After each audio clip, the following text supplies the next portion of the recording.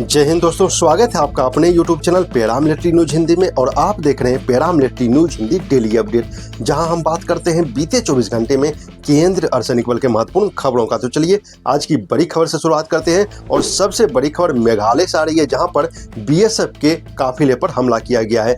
मेघालय के गारो हिल्स इलाके में BSF के एक वरिष्ठ अधिकारी के काफिले पर हमला कर दिया गया।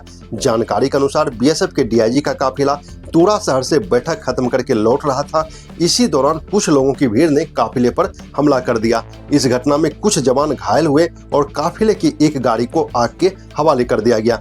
बताया जा रहा है कि यह हिंसा गारो हिल्स ऑटोनोमस डिस्ट्रिक्ट काउंसिल चुनाव को लेकर हुए विवाद के बीच हुई है। हालात को देखते हुए 5 जिलों में मोबाइल इंटरनेट बंद कर दिया गया और 2 जिलों में कर्फ्यू लागू कर दिया गया है। सरकार ने फिलहाल 10 अप्रैल को होने वाले चुनाव भी स्थगित कर दिए हैं। अब एक बड़ी गर्व की खबर CSF की तरफ से आ रही है, जहां पर इतिहास में पहली बार इतना बड़ा प्रमोशन का फैसला लिया गया है। CSF के महानिदेशक श्री प्रवीण रंजन के एक फैसले ने हजारों जवानों को राहत दी है। दरअसल 57 साल के इतिहास में पहली बार कांस्टेबल को सीनियर कांस्टेबल पद पर प्रमोशन दिया गया है। इस फैसले के तहत 32,545 कांस्टेबल को सीनियर कांस्टेबल बनाया गया है। 1050 ASI को SI का लोकल रैंक दिया गया है और 176 इंस्पेक्टर को असिस्टेंट कमांडेंट भी बनाया गया है। CSF का कहना है कि इस फैसले से जवानों का मनोबल बढ़ेगा और लंबे समय से लंबित प्रमोशन की समस्या भी कम होगी। अब एक और बड़ी खबर CSF की तरफ से ही आ रही है, जहां पर CSF का एक जवान 7 साल से अपने न्याय के लिए भटक रहा है। उत्तर प्रदेश के अमेठी जिले से एक चिंताजनक मामला सामने आया है। यहां एक CSF जवान पिछले 7 साल से अपनी पैतृक जमीन को लेकर न्याय के लिए संघर्ष कर रहा है। जवान का आरोप है कि उसके परिवार की जमीन पर कुछ लोग कब्जा करने की कोशिश कर रहे हैं। उसने कई बार पुलिस में शिकायत भी दर्ज कराई, लेकिन अभी तक कोई ठोस कार्रवाई नहीं हुई है। जवान का यह भी आरोप है कि पुलिस ने उसके परिवार पर ही दबाव बनाया। फिलहाल पुलिस का कहना है कि मामले की जांच कर उचित कार्रवाई की जा रही है।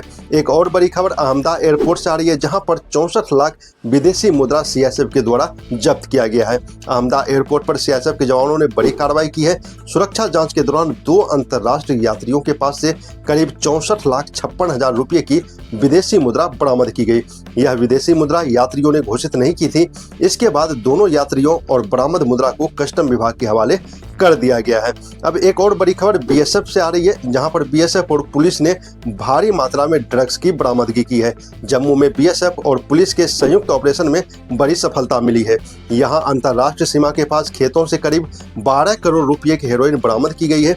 बताया जा रहा है कि यह ड्रोन के जरिए पाकिस्तान से गिराया गया पैकेट हो सकता है। बरामदगी में लगभग 2 किलो हेरोइन मिली है।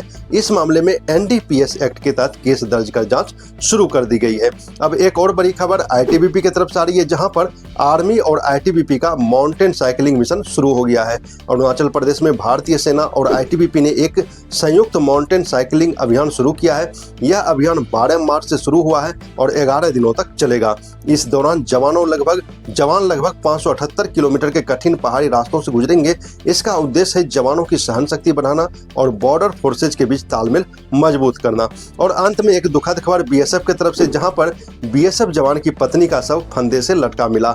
उत्तर प्रदेश के फर्रुखाबाद जिले से एक दुखद घटना सामने आई है। यहाँ एक BSF जवान की पत्नी का शव घर के बरामदे में फंदे से लटका हुआ मिला। मृतका की पहचान 25 वर्षीय नेहा के रूप में हुई है, जिनकी शादी 2023 में BSF जवान राहुल यादव से हुई थी। घटना के समय घर के अन्य सदस्य मौजूद नहीं थे।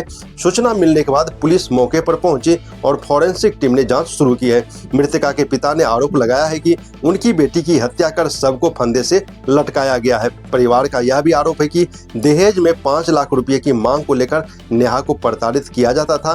फिलहाल पुलिस ने शव को पोस्टमार्टम के लिए भेज दिया है और मामले की जांच शुरू है। तो दोस्तों, इसी खबर के साथ हमें दीजिए इजाजत और केंद्रीय अर्धसैनिक बल से महत्वपूर्ण खबर के लिए आप हमारे चैनल को सब्सक्राइब जरूर करें। जय हिंद।